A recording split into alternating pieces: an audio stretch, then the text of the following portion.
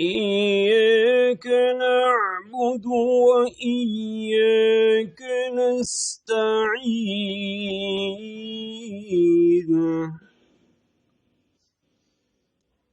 اهدنا الصراط المستقيم صراط الذين أنعمت عليهم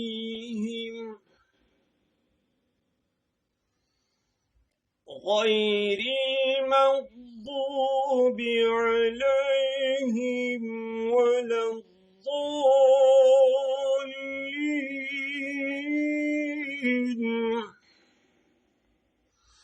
صدق الله.